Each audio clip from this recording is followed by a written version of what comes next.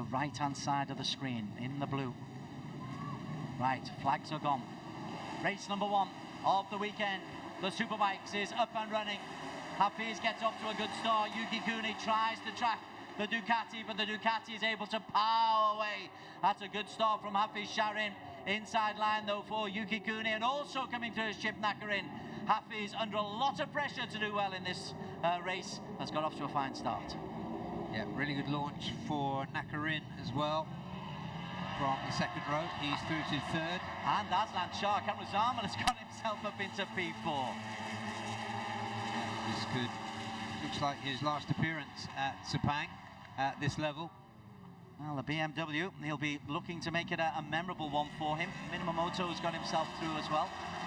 Andy Farid is there, but Hafiz Sharin, fastest, put in a scintillating final lap late on in qualifying early this morning. When it looked like Cooney was going to be on pole, Hafiz Sharin suddenly put everything together about it.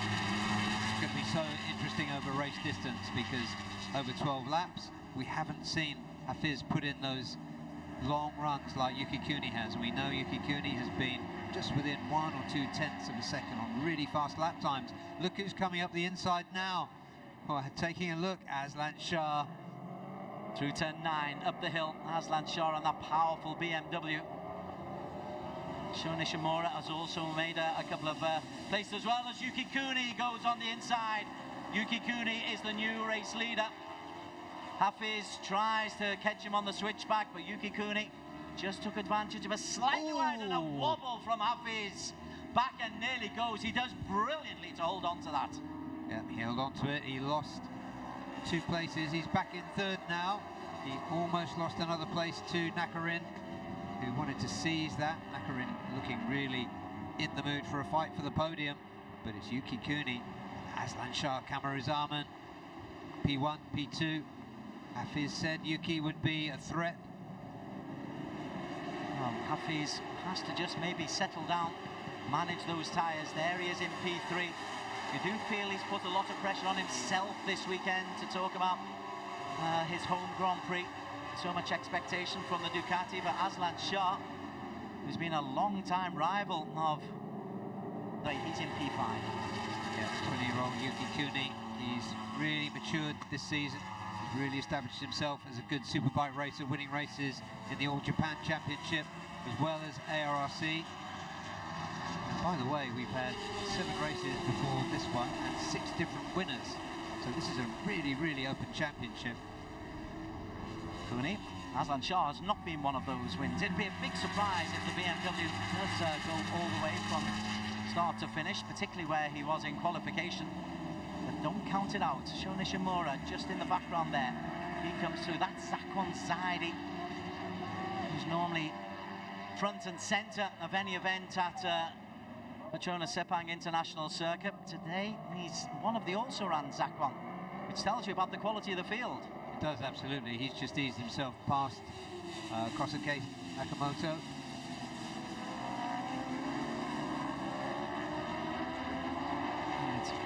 Yuki, it's calmed down a little bit. Hafiz Sharin had that real scare around about here on the previous lap. His back end so nearly went away, but he was able to hold on to it. 23 and Yuki Kuni, a flying start through 2 laps. It's Yuki Kuni, a lead of 1 second from Aslan Shah, 1.2 seconds from Hafiz, who just tries to ease into P3. Behind them, Kazmadan want to go away with a flurry if this is indeed his last season. Hafiz Sharin into P3, and Andy Farid. We haven't spoken about Andy Farid. He's just been a Stamo. But there he is, nicely tucked into P4. Yeah, while they're settling down a little bit, let's just give a shout and a get well soon to Lachlan Epis, who Chang International. So frustrating after his first historic P3 at Mandalika. Just when you feel like you're making progress, injury can come in, but that's bikes for you. Hafiz Sharin, having started off so well, he had... Behind them, Chip Nakarin has edged back in front of Andy Farid Izdahar. Andy Gilang, as they call him. Yeah, This is good work from Chip Nakarin. He's really been enjoying himself this weekend. He really is a smiling assassin of a rider. Always got a smile on his face, except when he puts the helmet on. Hafiz slides away, could be caught. Oh, there's a bit of contact there. That was evasive action from Andy Farid. He and Chip Nakarin did touch wheels, but neither came a cropper. So through lap 3, Yuki Cooney from Aslan Shah on the BMW, Hafiz Sharin, Chip Nakarin, Andy Farid, Kazma Daniel up into P6 on the Yamaha. Zach Wandway will try to pick up some points, Nishimura. Yeah, impressive stuff from the front from Yuki Cooney. His best time, 206.595, is a full half a second quicker than anybody else has managed around. And you can just see that he's edging out 2/10 each lap. Aslan quickest through sector 2 though, 26.3, just 600ths quicker, so it's not significantly quicker, but Aslan at this stage is being able to hold on. And look at that, Hafiz has dropped the place. Chip Nakarin is up into P4 for Honda Asia Dream Racing with the Stamo on the Honda, ahead of the Ducati. Got Andy Farid, championship leader, behind him now, Hafiz, so he's really got his hands full. They're saying track conditions, the tyre manufacturers are saying track conditions are very hot down there, 54 degrees centigrade, which was a lot hotter than this morning when they did qualification on different tyres. And tyre degradation, tyre management could be key in this, so although we are a quarter of the way through the race, still plenty can change. As Minamoto goes around, and there's Nishimura making up more ground. And Sakamoto, I think he's just gone in front of. Best lap for Sho Nishimura, 208.1. That's a pretty decent lap, but he is trying to make his way up through the field.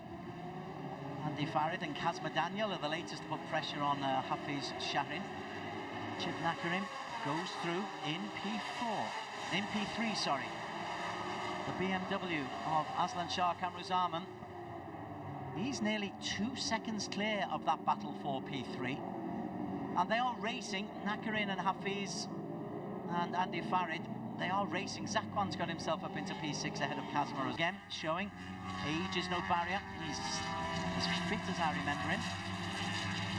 As long as the BMW engine behaves, he can be competitive. Yeah, he looks happy. We know a happy Aslan is a fast performance in qualifying, but we know there's a different animal when the lights go out for the race. Hafiz, fastest in qualification. Got off to a blistering start, but has gone backwards since then. Had a little wobble, and not been able to make amends on that wobble. The lead for Yuki Cooney is quite significant. That's the battle for P4. Hafiz Sharin Abdullah for JDT Racing on the Ducati. They go out into the countryside. I tell you, Sepang looks a lovely venue for consistency. I think this is turning out to be one of the strengths of Yuki Cooney. Through in first, 1.7 seconds clear of Nakarin, of Aslan Shah, who himself is 1.8 seconds clear of Chip Nakarin. Hafiz in 4, Andy Farid in 5. You saw there Sho Nishimura is making a move there, but Yuki Cooney, they have been very, very impressive so far. But still a long, long way to go. Particularly of Nakarin, who's been charging hard, and also stay in touch. Zakwan's closing up on his teammate, championship leader Andy Farid. His fans wait with bated breath to see if he can extend the lead in the championship. It's a beautifully composed championship, isn't it? Chip Nakarin's not far behind either. 92 points, Yuki Cooney. The Yuki Cooney win here catapults him right back into contention. He's on 92 points, championship leader, and he did crash in practice this morning. That will have had some deleterious effect on his bike. But you're quite right, he was looking super duper quick. There is Kazma by Minamoto. Two very, very good racers. But yeah. Yuki Cooney is making them all look very ordinary at the moment. This is sensational from Yuki Cooney. Kazma loses a play. Daniel. The Yamaha, the teammates in P7 and 8, Sachiro will want to get on the tail of Zakwan Zaidi. We are at exactly halfway through this. And I thought that was going to switch. I thought that was going to flip this weekend at Sepang after Kazma setting the place alight yesterday. And Kazma. Now, then Hafiz Sharin. There is Aslan Shah in P2. You could just see it right from the off. Free practice one yesterday. This consistency and speed of Yuki Kuni. Aslan Shah was keeping us guessing in free practice, but he's certainly shown up in good form this afternoon for race one. Gap stretching out there. Hafiz not in a position to try to snatch back that place from Chip Nakarin, who's doing a really good job in P3. There's still 30-odd kilometres to go. There's still plenty can happen in that time. Chip Nakarin holds on to P3. Chip Nakarin third in the championship standings as well. Andy Farid currently in P5. Tell you what, if it finishes like this, it really sets up a very, very tense last three races of the season. We've got one more here at Sepang tomorrow, then we move to Buriram, the Chang International Circuit. Well, here we are, the shout for Yuki Kuni. Daniel's just popped in, he's been monitoring the lap time. 206.5, 206.6, 206.6, 206.9, 207, 207.1. So that is pure absolutely time phenomenal. Yeah, consistency, you can't beat it. Andy Farid is the heart. Has just got to hold on though.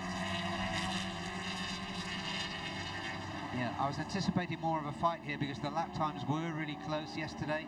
They were close in qualifying, particularly between Yuki and Hafiz.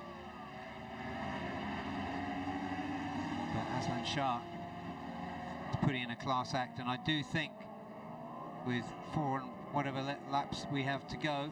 Oh, and there is Kosuke Sakamoto down. Replacement rider for Pasawit on that Astemo S1 racing with Thai Honda. Holding his wrist a little bit gingerly. Kosuke Sakamoto.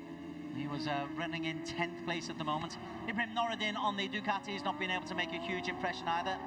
Replacement rider, or the wild card on bike number 66. Great to have him back. There's Nishimura, who, having qualified in P3, he's got himself up nicely into P9 at the moment. I think we can see some pressure coming now from, 2 bikes down. One of them is Chang Chi-Ying. Chang Chi-Ying is one of them. I'm assuming that's a back marker. The second one, yeah, not quite sure. Can't make out, but that is Chang Chi-Ying, the experimental project bike being run by ARRC Speed Tech.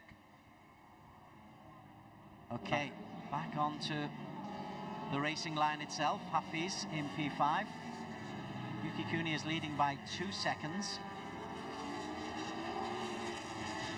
So there goes Chang Chi-Ying. So it wasn't coming off together. Yeah. Already there. Yeah, before Chang Chi-Ying interrupted me, what I was going to say is that I think the pressure is coming now. It's been brought by Andy Farid-Istihar and by Zakwan Zaidi in the later stages of this race. It looks as though Andy's the one who's really getting the hammer down now.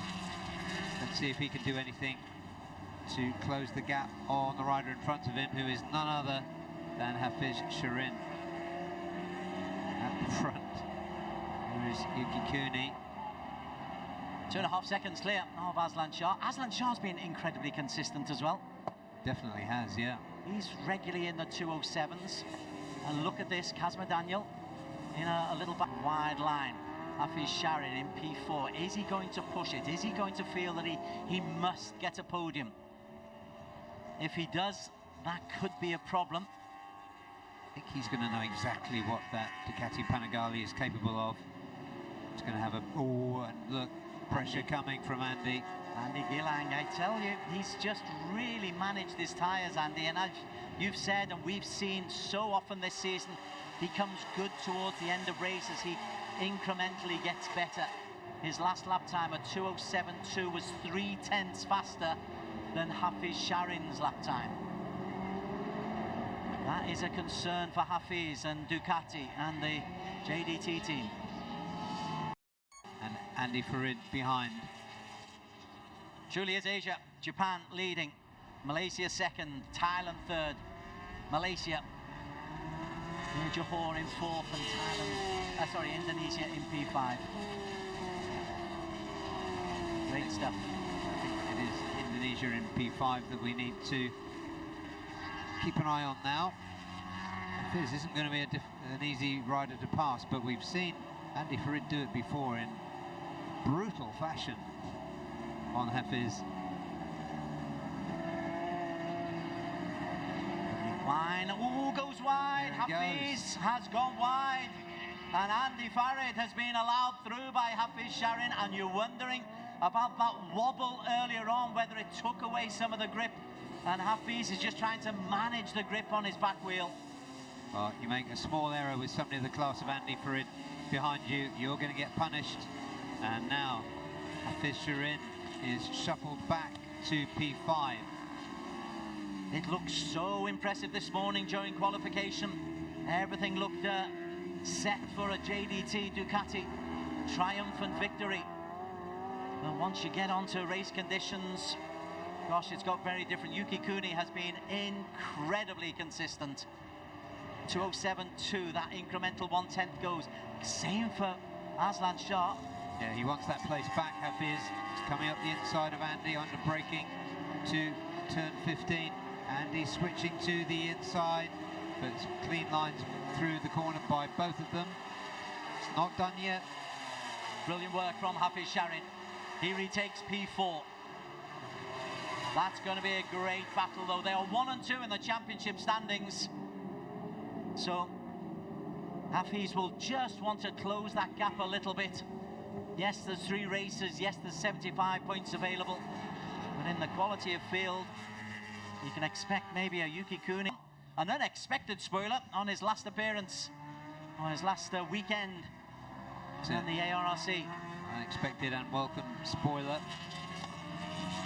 Andy Farid's going to try and spoil Hafiz's afternoon as well. They are number 2 and number 1 in the standings as things are right now. 2 laps to go. Yuki Kuni has led almost from the very, very first corner. Hafiz holds on, can't afford to make another mistake. Here is Yuki. Hafiz Sharin Abdullah for JDT on the Ducati ahead of Andy Farid. For P4, that is the one to watch now. P4 doesn't sound very exciting, but we have the top 2 in the championship fighting for that position. Just 6 points between them. Advantage Andy. Yuki Kuni, though, if he picks up 25 points, as looks likely here, he catapults himself in towards the reckoning. He'd be within 10 or 15 points of the front 2, and unless something's very unfortunate happens to either Yuki or Aslan or Chip Nakarin, they are going to be 1, 2 and 3 respectively. Coming through. 1, 2 and 3 go through the start finish line. Kuni, Aslan, Nakarin, Hafiz, Andy Farid. That's 4 and 5. Zakwan a good 6, Sochiro 7, Kazma Daniel on the Yamaha 8, Shona Shimura is closing in on 9. Oh, this is nice and tense for P4, Barry Russell. I'm enjoying this. It really is, yeah. His 6-point disadvantage, he will close that gap if these positions stay the same. Andy Farid has got no intention of letting that happen. I think he's going to try and send it at some point.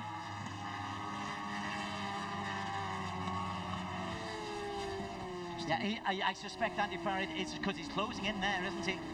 He's having a little look. Not quite in range at the moment, but going to have a plan. The Indonesian championship leader.